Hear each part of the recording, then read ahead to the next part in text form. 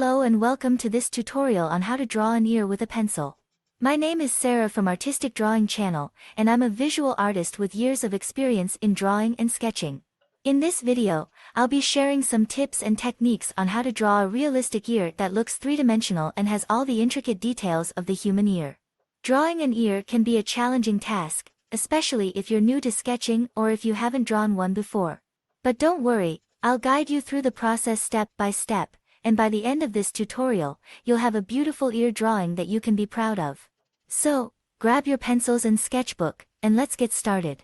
I sincerely hope that you enjoy it, and kindly support our channel by liking, commenting, and subscribing. Thank you.